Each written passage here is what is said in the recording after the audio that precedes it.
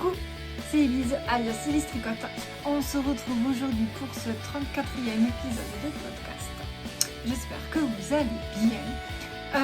On est quel jour ? On est samedi 16. Voilà, donc je viens vous voir complètement en retard comparé au programme habituel, si je peux dire ça comme ça. Mais je pense qu'il va y avoir quelques petits changements au niveau du rythme des vidéos. Voilà, donc je vais profiter en fait de ce podcast bien, pour vous expliquer un petit peu tout ça, pour vous présenter également le coloris donc du mois de novembre, avec 15 jours de retard certes, mais je voulais quand même vous le présenter bien ici sur YouTube. Il a été présenté dans la newsletter en temps et en heure, il a été présenté sur Instagram également.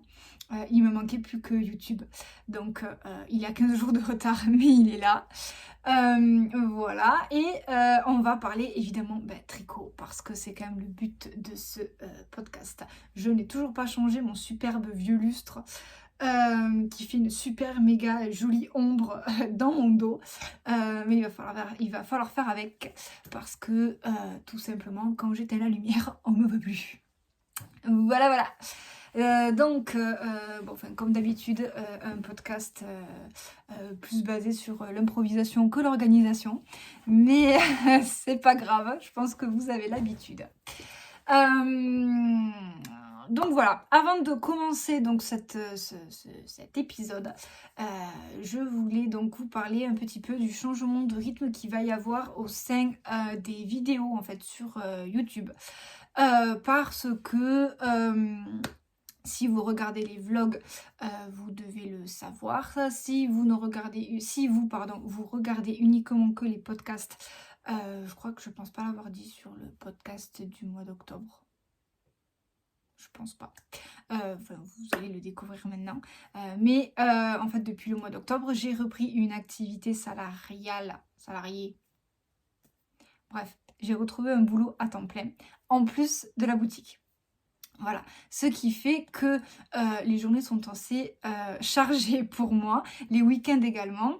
Et donc à la base, je voulais continuer à toujours faire mon podcast en début du mois pour vous parler de la vie de la boutique, vous parler des nouveaux coloris, etc. Plus des projets en cours terminés, enfin vraiment le format podcast habituel comme vous le connaissez.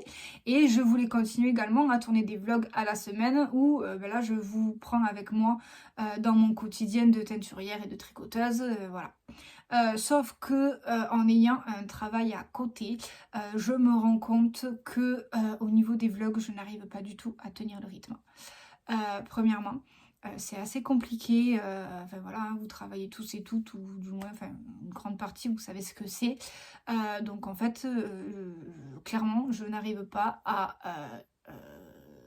travailler pour la boutique, mon travail, mon emploi à côté en plus, et tourner des vidéos, faire de la création, tourner le vlog surtout, je n'y arrive pas, parce que pour la simple et bonne raison que le soir, quand je me pose sur mon canapé en fin de journée, que j'ai terminé la journée atelier, que j'ai terminé la journée travail,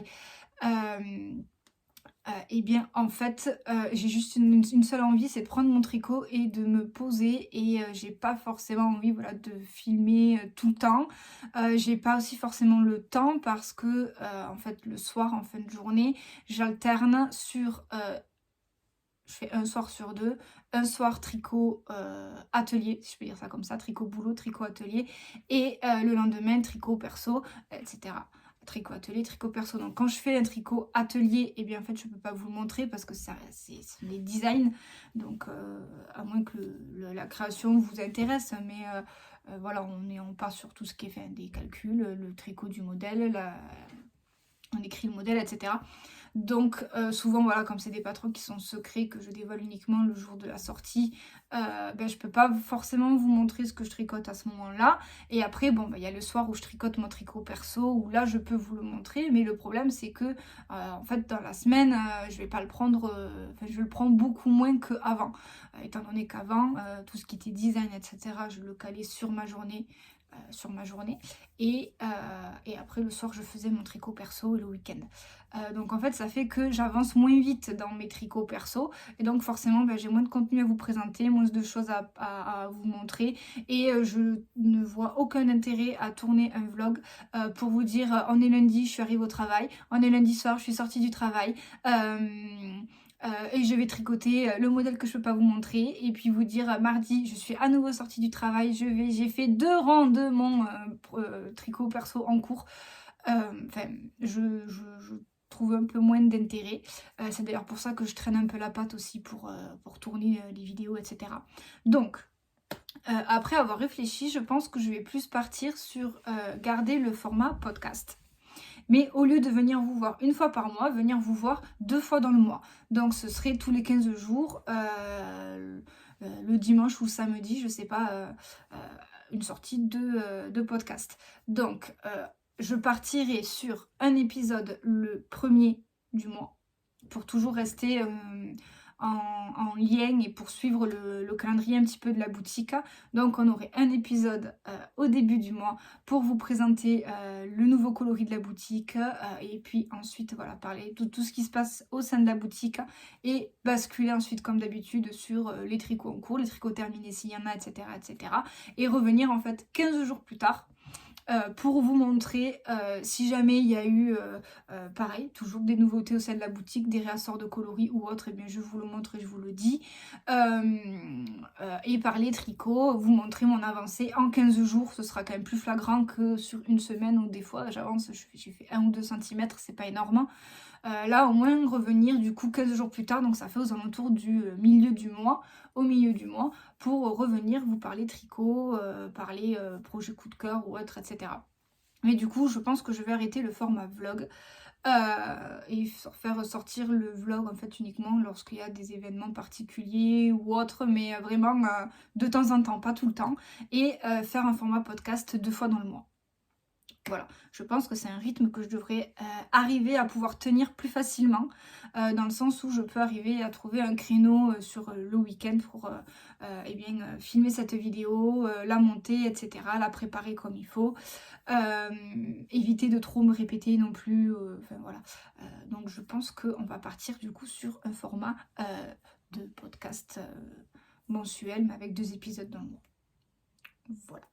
N'hésitez pas à me dire ce que vous en pensez. N'hésitez pas si vous avez des idées ou autres de contenu ou des choses sur lesquelles vous voulez qu'on parle. Il n'y a pas de souci. Je peux également faire des vidéos aussi ou intégrer une partie dans le podcast. Ça, il n'y a pas de problème. Je suis toujours preneuse de vos idées. Voilà, donc c'était une intro un peu longue, mais il faut passer par là de temps en temps. Voilà. Oui, ne me demandez pas pourquoi mon téléphone a coupé. Je sais pas si c'est une mise à jour ou je sais pas quoi. Je ne sais rien, il a coupé tout seul. Donc, je disais, on va donc passer à la partie vie de la boutique. Et donc, dans cette partie vie de la boutique, il y a donc une nouveauté. Si jamais vous me suivez sur Instagram, vous l'avez déjà vu. Si vous êtes abonné à la newsletter, d'ailleurs, n'hésitez pas à vous abonner à la newsletter parce que c'est là que vous avez toutes les infos avant tout le monde. J'envoie la newsletter avant... pile poil un petit peu avant la veille de la mise à jour de la boutique. Donc voilà, vous êtes vraiment au courant de tous les événements qui vont se dérouler sur le mois qui est en cours dans la newsletter, vraiment avant tout le monde. Donc voilà, si vous n'êtes pas encore abonné à la newsletter, n'hésitez pas à aller vous abonner à cette newsletter. Et donc, comme je le disais, il y a une nouveauté. On arrive dans l'hiver, hein, voilà, il commence à faire froid. Bon, ça fait que quelques jours, mais on est quand même au mois de novembre. Et donc pour préparer l'hiver, j'ai rentré de la DK. au sein de la boutique. Et donc pour ce mois de novembre, le coloris du mois de novembre est disponible dans les 3 bases, donc dans les 3 bases que vous pouvez retrouver dans la boutique, c'est-à-dire la base Lace, la base Fingering et la base DK. Et donc la petite nouvelle, la DK, qui est une 100% Merino Superwash, mais en épaisseur DK au lieu de Fingering. C'est exactement la même, c'est juste l'épaisseur du fil qui change. Voilà. Et donc, pour le mois de novembre, j'avais des envies de speckles. Et donc, j'ai fait mes petits tests, mes petites recherches. Et je vous ai créé le coloris Little Darkness. Ah oui, j'ai changé les étiquettes aussi. Fini les étiquettes qui se baladent un petit peu. Alors, j'ai changé les étiquettes récemment, donc les nouveaux bains auront des étiquettes comme ceci et les anciens bains auront les étiquettes carrées. Donc il se peut qu'en fonction de ce que vous commandez dans votre colis, vous allez retrouver des étiquettes rondes comme cela ou alors les étiquettes carrées comme elles étaient avant. Voilà, tout dépend de quand a été fait le bain. Donc, fin de la parenthèse. Hop, je vous présente donc le coloris Little Darkness qui est un mélange de speckles noirs, marron et des touches orangées.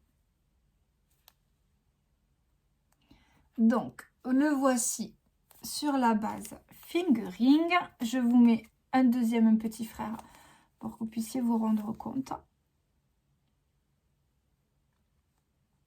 Hop.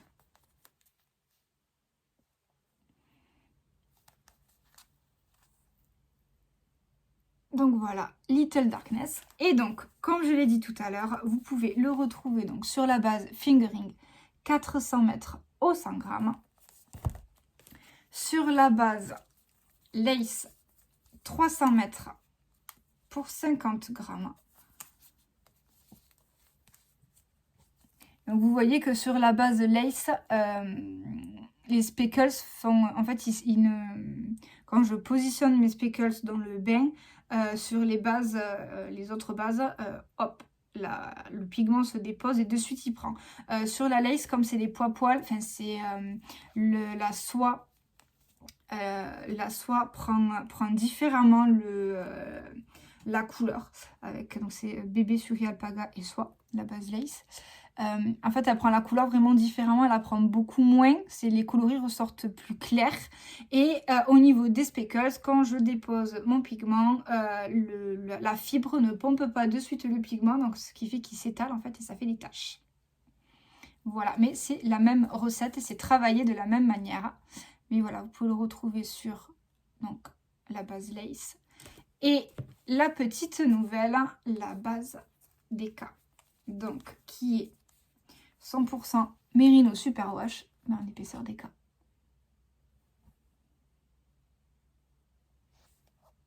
Voilà. Donc j'aime beaucoup ce coloris. C'est vraiment un de mes coloris chouchou de la boutique. Hop, je vous montre la différence. La DK en haut, la Fingering en bas. Voilà.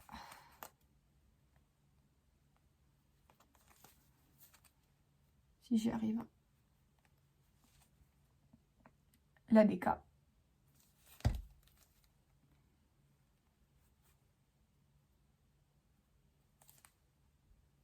Et la Fingering. Je sais pas s'il fait le point.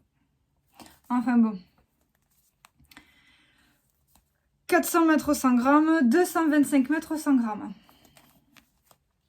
Voilà. Hop, donc ça, c'est à peu près tout. Oui, c'est tout pour c'est tout pour la vie de la boutique. Voilà, un nouveau coloris disponible sur les 3 bases. En ce qui concerne les autres coloris de la boutique, si jamais par exemple il y a un coloris que vous voulez et qui n'est pas disponible sur les autres bases, surtout n'hésitez pas à le demander. Vous m'envoyez ou un email ou un message sur Instagram, vous me le demandez et je vous le teindrai, il n'y a pas de souci. Voilà, c'est que je fais au fur et à mesure en fait pour rajouter les coloris sur les autres bases, donc ça arrive petit à petit.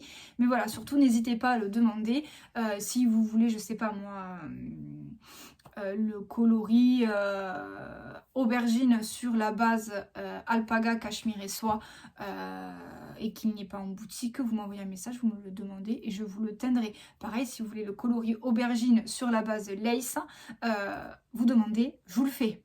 Ça, il n'y a pas de souci. Voilà, surtout n'hésitez pas à m'envoyer un message, je le ferai avec grand plaisir. Donc, oui, en ce qui concerne la lace, elle n'est pas encore en boutique. Il faut que je finisse de la prendre en photo demain, si tout va bien, si le temps le permet, demain. Et elle devrait être en ligne sur la boutique, donc courant de la semaine. Voilà. Donc ça, c'est eh bien, à peu près tout pour la vie de la boutique. Maintenant, on va parler tricot terminé. Et pour une fois, depuis, j'ai l'impression que ça fait très très longtemps, j'ai 2 projets terminés. Donc ça, c'est chouette. Donc le premier, c'est le pull pour monsieur. Et le deuxième, c'est une paire de chaussettes que vous avez dû voir dans le dernier épisode de vlog, si vous suivez les vlogs. Donc, on va commencer par le pull pour monsieur, qui à la base était son cadeau d'anniversaire. Enfin, à la base, c'est toujours son cadeau d'anniversaire. C'est juste que, comme il a pris plus de temps que ce que j'avais prévu, j'avais compté à peu près 2 mois pour le tricoter. En fait, il m'a pris 2 mois et demi, ou peut-être même 3 mois, un peu plus. Donc, ça fait un moment qu'il est terminé. Je ne l'ai pas bloqué parce que, on arrive dans la saison. À la base, je voulais tourner en fait le podcast eh bien pour le 1er novembre, pour début novembre. Et je l'avais terminé du genre 1 semaine ou 15 jours avant... Enfin, mi-octobre, quoi, par là, entre mi-octobre et fin octobre. Et je ne voulais pas le laver parce que j'avais peur qu'il ne soit pas sec pour le tournage du podcast. Sauf qu'entre-temps, le tournage du podcast s'est décalé, etc. etc. Et donc, en fait, il est resté sagement plié, mais je ne l'ai toujours pas bloqué. Et donc, monsieur n'a toujours pas pu l'enfiler. Promis, après le podcast, je le bloque. Alors, je pense pas avoir le temps de le bloquer aujourd'hui, mais je le bloquerai dimanche. Et comme ça, il sera sec. J'espère qu'il ne mettra pas trop de temps à sécher, parce que là, on est vraiment dans la période où, enfin, du moins chez moi, chez vous, je sais pas, mais chez moi, enfin voilà, avec l'arrivée du froid, bon, comme tout le monde, le linge, ça met du temps ça met plus de temps à sécher. Et alors les pulls en laine, quand je les mets à sécher sur mes tapis de blocage, c'est vraiment la catastrophe, ça met 3 plombes. Donc j'espère voilà, qu'il mettra pas trop de temps pour qu'il puisse quand même le porter un petit peu cet hiver, parce que le but c'était qu'il porte cet hiver, c'était pas qu'il est pour cet été, hein, voilà. Donc j'ai tricoté le Cozy Hubby de comment elle s'appelle, Marzena Kolarczek. Je vous mets une photo du modèle original. Hop, donc je vous le montre, la bête enfin terminée. Donc là on a le joli col et ensuite le corps. C'est un pull en jersey tout simple, hop, avec les manches.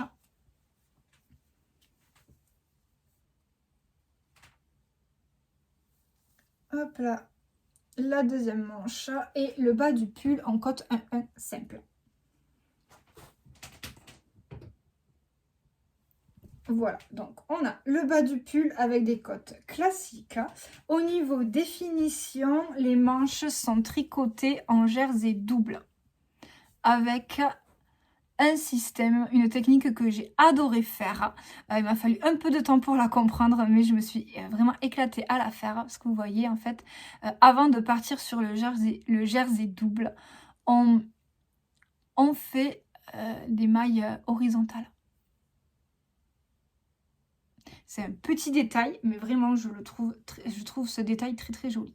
Et donc ensuite, on fait les manches en jersey double. Vous voyez là, hop, c'est l'intérieur. Jersey double. Et puis après, on fait un rabat classique. Voilà. Pour le col, c'est un pull qui se commence du haut vers le bas. Donc on tricote le pull, on commence, c'est un pull raglan. Donc on commence par monter bien le haut du pull. En avance, on fait les épaules, les raglans. Donc les raglans sont tout simples. Voilà. Moi, au niveau des modifications, parce que ce pull, en fait, m'a pris énormément de temps, pas d'un point de vue technique, parce qu'en soi, il n'est pas si compliqué que ça. Ça reste vraiment un pull en jersey, quoi. Donc, c'est télécompatible, c'est livre compatible, c'est débutant compatible, hormis que le patron est en anglais. Mais je veux dire, enfin voilà, tout est, enfin, c'est vraiment un pull très simple. Cette technique-là, pour la manche, une fois qu'on a compris comment la faire, ça va tout seul. Après, on part sur du jersey double. C'est pas non plus une technique hyper compliquée, hyper complexe. Ce qui est juste un peu compliqué et particulier, c'est le col. Mais en soi, c'est pas un tricot très très compliqué, quoi. Si on est un tricoteur intermédiaire, on fait ce patron vraiment très très facilement. Et donc en fait, les difficultés que j'ai eues, c'est que je ne sais pas comment la designeuse a calculé a gradé son patron, ou alors c'est mon homme qui est mal fichu. Je sais pas. Joker. S'il m'entendait parler. Mais en fait, il a fallu que je fasse énormément de modifications. Alors, la première, elle est venue que, ça c'est ma faute, c'est que je n'avais pas le bon échantillon. J'avais un échantillon un petit peu plus petit. Ce qui n'était pas gênant. Ce que j'ai fait, c'est au lieu de tricoter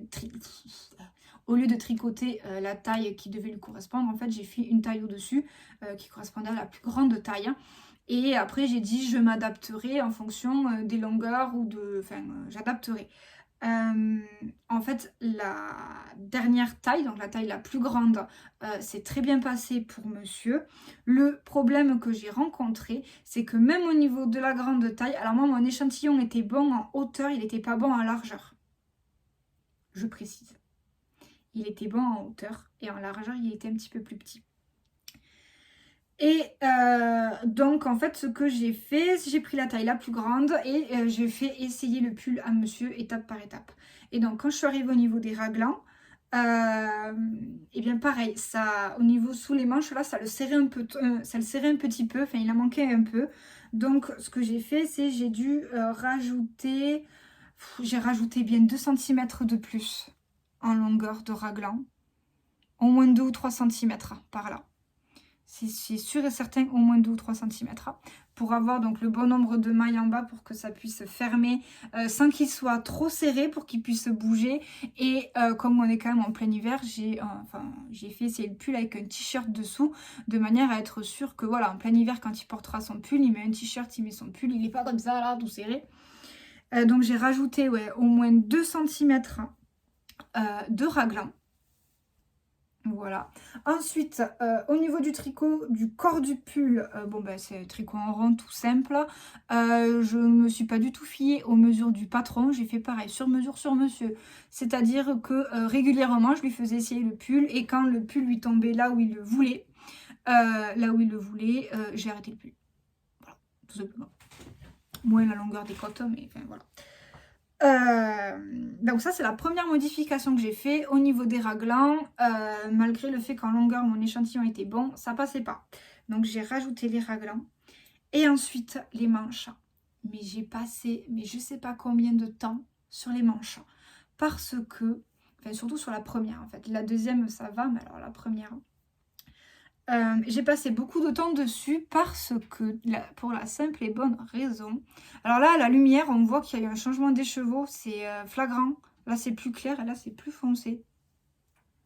Mais en fait, c'est l'ombre de la lumière. Je sais pas si vous voyez. C'est l'ombre. Dans la vraie vie, on voit pas. Je vous rassure. Donc, oui, qu'est-ce que je m'étale, comme d'habitude, hein. Non, au niveau des manches, je n'ai pas du tout, mais alors pas du tout suivi les explications du tricot des manches. Les manches, je les ai faites vraiment à ma sauce. Parce que, donc la première manche, je la tricote, je suis les explications. Et en fait, au moment où il fallait que je tricote donc un certain nombre de centimètres, avec un certain rythme d'augmentation, et après on changeait à partir d'une certaine longueur, on changeait de rythme d'augmentation. Bon, en fait, comment vous dire que moi, quand j'ai fait la première partie, la première répétition, que j'arrivais à la bonne longueur, j'ai fait essayer la manche à monsieur, la manche, elle lui arrivait là.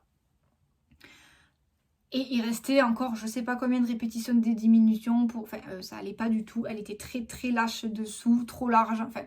ça n'allait pas du tout, du tout, du tout. Donc, ce que j'ai fait, c'est que j'ai calé un rythme de diminution. Alors, je me souviens plus, je crois que c'était tous les 4 ou 5 rangs. Je faisais 2 diminutions. Donc, de chaque côté de mon marqueur du début du rang.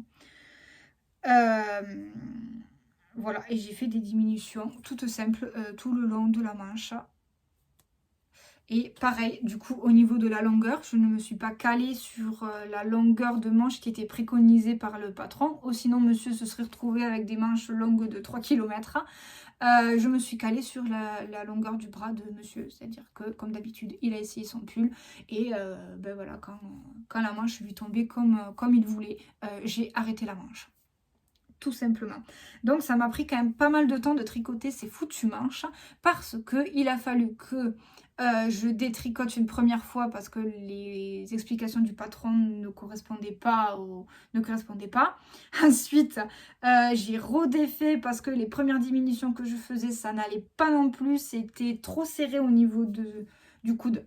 Le passage du coude, ça serrait un petit peu trop. Donc mon rythme de diminution était trop rapide. Enfin bon, il a fallu, je crois que la première manche, je l'ai fait 3 ou 4 fois. Donc ça a été quand même assez long et fastidieux. Mais bon, on y est arrivé. Au niveau du jersey double, là, je n'ai rien changé par contre. Là, hormis le nombre de mailles qui était différent, le mien par rapport au patron, là c'était différent. Mais sinon, au niveau de la technique, là par contre, j'ai tout suivi. J'ai été sage. J'ai tout suivi. Et ensuite, on est venu à la technique du col. Et là, c'est pareil. J'ai quand même eu pas mal de chance. C'est bien passé. C'est-à-dire que j'ai suivi les explications. J'ai fessé le col régulièrement à monsieur pour être sûr qu'il passe sa tête comme il faut. C'est très bien passé. La technique, c'est une technique qui est quand même assez particulière parce que c'est vraiment du tricot circulaire. On fait vraiment pas de couture. Sans vous dévoiler la technique du patron parce que c'est un patron payant. Hein. Mais en gros, on relève les mailles du corps et avec une certaine technique, en fait, ça nous permet de tricoter et les mailles de devant et les mailles de derrière en même temps. Donc c'était un tricot assez particulier mais très intéressant à tricoter. Le col est également en jersey double. Hop, intérieur, extérieur. Ensuite, on fait une petite technique pour faire la place en fait pour le cordon. Hop. On voit là en fait on ferme le tricot à ce niveau-là, on retricote quelques centimètres en jersey double et on referme. Donc ça nous laisse la place pour faire le cordon. Et ensuite, ça en est suivi des mètres et des mètres d'i-cord. D'ailleurs, suite à cette i-cord là, qui est quand même assez long parce que, eh bien, il part de là, il fait tout le tour du col et il va jusque là, plus quand même pas mal de longueur devant.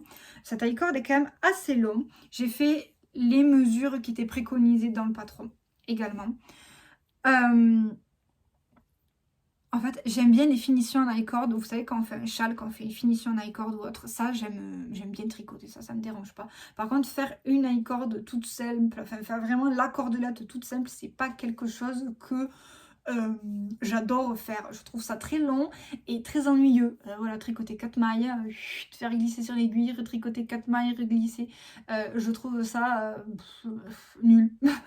c'est pas... Enfin, la technique est bien, mais c'est pas très rapide. Enfin, c'est pas... Voilà, c'est pas ce que je préfère. Donc, suite à ça, vu la longueur d'i-cord qu'il a fallu que je fasse, j'ai décidé d'investir dans une petite machine du genre, c'est un petit tricotin, tout petit, mais au lieu d'avoir un gros diamètre, le diamètre est tout petit, on met 4 mailles, après on tourne la manivelle et ça fait l'i-cord tout seul. Voilà.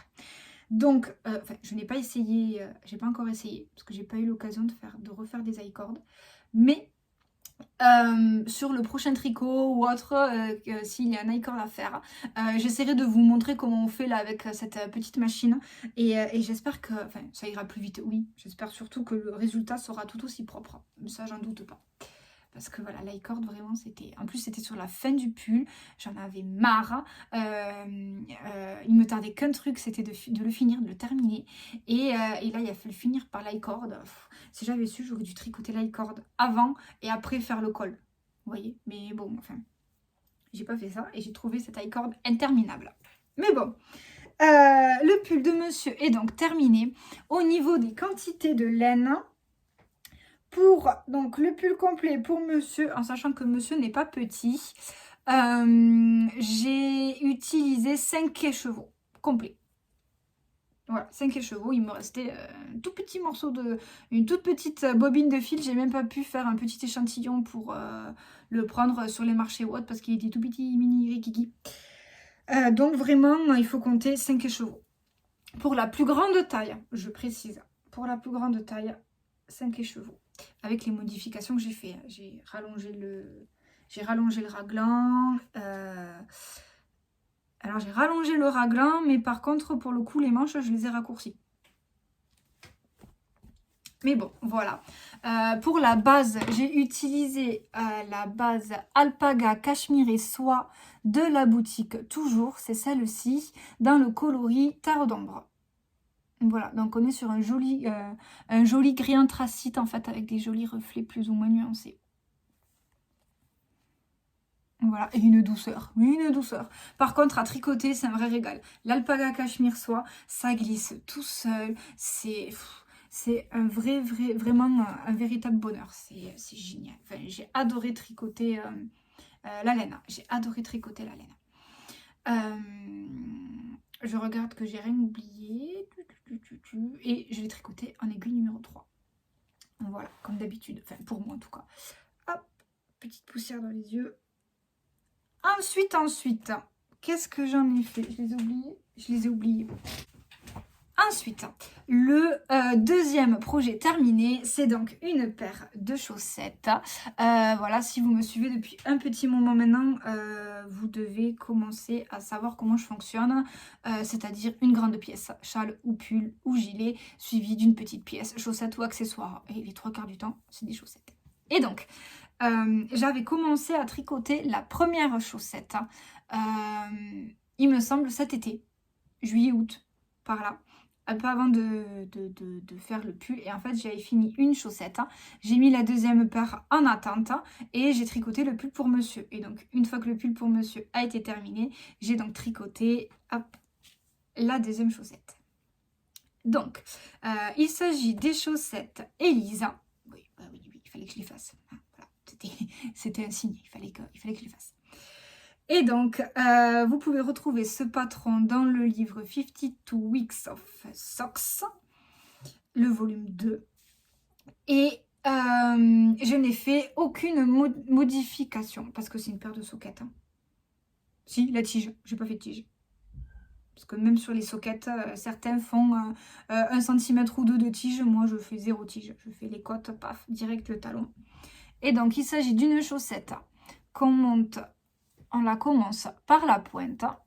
Ensuite, on attaque le joli motif de dentelle, qui est vraiment très très beau. Enfin, vraiment, je l'aime beaucoup. On attaque le motif de dentelle. Ensuite, on finit avec des côtes 1 torse. Oui, torse. Côte 1 torse. Et ensuite, on finit par un talon après coup. Donc, c'était chouette de tricoter ces chaussettes-là parce que c'était la première fois que je tricote un talon après coup. Je n'en avais encore jamais fait. Et en fait, c'est pas si compliqué que ça. Moi, je m'en faisais toute une montagne. En fait, c'est tout bête, c'est tout simple. C'est vraiment pas compliqué. On monte notre talon. Une fois qu'on tricote, hop, on fait un grafting au bout pour fermer. Et c'est bouclé. Des diminutions. Et voilà. Donc, franchement, j'ai beaucoup aimé tricoter cette paire. Le seul défaut que je leur donne, c'est que j'ai tricoté la plus petite taille. Donc, elle proposait 3 tailles. La plus petite, c'était la taille 60 mailles. Et en fait, le seul défaut que je leur reproche, c'est que moi, la taille 60 mailles, en fait, c'est trop petit. Moi, j'ai 56 mailles. Moi, quand je tricote mes chaussettes, c'est des 56 mailles. Donc là, 60, ça faisait un peu large. Après, c'est pas grave. Je les ai pas encore. J'ai mon chat qui a fait la sieste dessus. Du coup, j'ai des poils de chacha partout. Je l'adore mon chat, mais quand elle me fait ça, je la maudis. Bref. Donc comme je disais, c'est une taille 60. Moi je fais 56 mailles. Donc en fait elles me sont un peu larges. Je les ai pas encore bloquées. Donc je pense que je vais les bloquer, mais vraiment je vais les mettre à sécher à plat comme ça. Je vais pour pas tirer sur la dentelle, pour pas que... et ce seront des chaussettes que je porterai sans doute... enfin, en hiver oui, mais par exemple si je viens mettre une robe ou une jupe avec des collants, souvent j'aime bien mettre des chaussettes par-dessus mon collant, surtout en hiver, on a moins froid. Enfin, j'ai moins froid, en tout cas moi pour le coup. Et du coup, comme elles sont un peu plus larges, je pense que voilà, avec le collant ça ne me servira pas, ça ira bien et je ne les perdrai pas. Donc je les porterai à ce moment-là, ou alors quand je dois aller dans la boue, la gadoue ou autre, avec des bottes en caoutchouc. Là c'est pareil, dans les bottes en caoutchouc je mets toujours 2 paires de chaussettes, hein. Et donc là ce que je ferai, c'est que je mettrai une paire de chaussettes du commerce et une paire de chaussettes tricotées dedans. Donc celles-là qui sont plus larges, ça passera, ça ne me servira pas. Donc voilà, le seul bémol, c'est ça, c'est que en fait le motif a été travaillé de manière à ce que ça rentre au minimum sur 60 mailles. Et donc moi en fait, si je voulais enlever 4 mailles, ça devenait vite compliqué. Il aurait fallu que j'en enlève, ça aurait un peu défiguré, si je peux dire, ou dénaturé le motif. Et j'avais pas envie de le dénaturer, ce motif, parce qu'il est très joli, je trouve, comme ça. Donc c'est pas grave, elles me sont du coup un peu larges. Oui, un peu large et lâche. Après, c'est pas grave, je sais que je pourrais je les porterai ou avec un collant ou avec une autre paire de chaussettes dessous, et ça devrait faire l'affaire. Donc il me reste plus qu'à les bloquer, et je les ai tricotés dans le coloris Tu vois Tralalère, donc c'est le kit à chaussettes, sauf que je n'ai pas utilisé le mini. Hop là, j'ai juste utilisé le coloris permanent. Donc comme vous le voyez, il fait un effet de fausse rayure. Voilà, coloris un peu peps pour mettre de la couleur à nos pieds quand il fait tout moche et tout froid. Hop là. Donc voilà, ah oui, et les aiguilles, j'ai utilisé les aiguilles 2,5. Je sais plus si je l'ai dit. Comme d'habitude, je tricote toutes mes chaussettes en 2,5. Je sais pas pourquoi. Ça doit bien m'aller. Et bien voilà. Donc ça c'est tout pour les tricots en cours du moment. On va maintenant passer au tricot. Non, c'est tout pour les tricots terminés, pardon. Et on passe maintenant au tricot en cours. Alors, au niveau des en cours, dans le dernier épisode de podcast, je vous avais parlé que je voulais tricoter un pull. Dans le dernier épisode de vlog, si vous suivez les vlogs, vous avez dû voir que j'ai changé d'avis et que j'ai monté un châle. Oui, châle pull. En fait, ça fait des mois, un bon moment que j'avais très très envie d'un châle en brioche. Ça fait un bon moment que l'idée me trotte dans la tête. J'avais une idée de combo, je voulais un châle en brioche bicolore.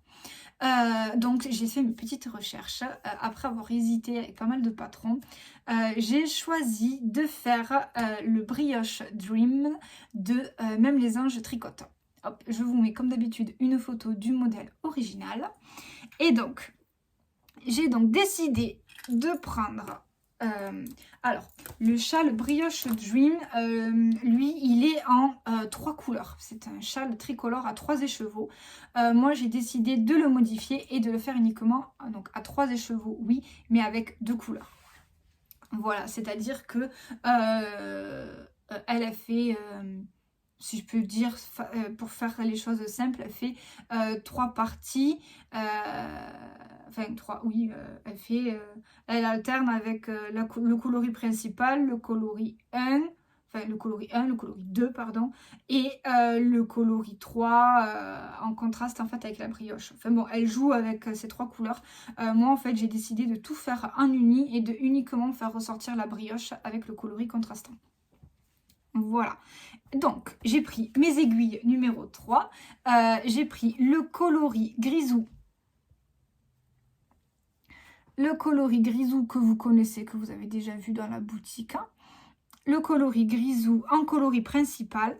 Et ensuite, j'ai pris le coloris souris verte en coloris contrastant. Voilà, et j'ai monté mon châle. Donc ça doit faire à peu près 15 jours. 15 jours, quelque chose comme ça, que je suis dessus. Alors, je commence à avoir le câble un petit peu petit. Le châle commence à être un peu à l'étroit sur son câble. Mais en gros, voilà où j'en suis. Hop, donc là on est sur le début du châle. Et donc on alterne entre des parties en point mousse, des parties avec les petits bubbles, hop, et les parties avec le point brioche, donc contrastant avec souris verte. Et j'aime beaucoup le contraste des deux. Alors aujourd'hui il fait moche, la lumière est pas tip top. Là, les couleurs font un peu terne. En vrai de vrai, le gris est un tout petit peu plus foncé, le vert beaucoup plus peps. Et donc, le vert émeraude, là, ressort, enfin, il contraste énormément avec le gris. Là, sur la vidéo, vous le voyez un peu moins.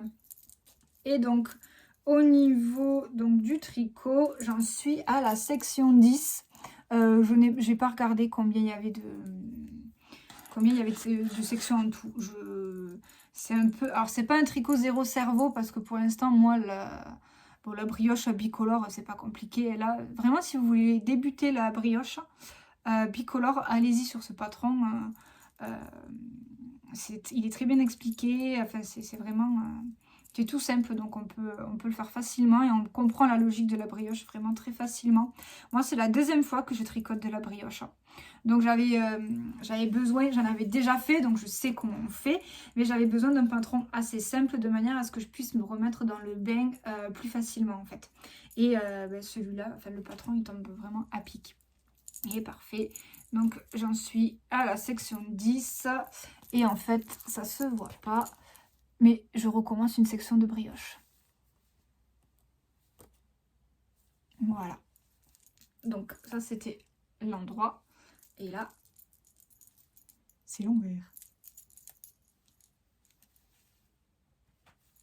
Voilà. Et je trouve que pour cet hiver, il va être canon. Voilà.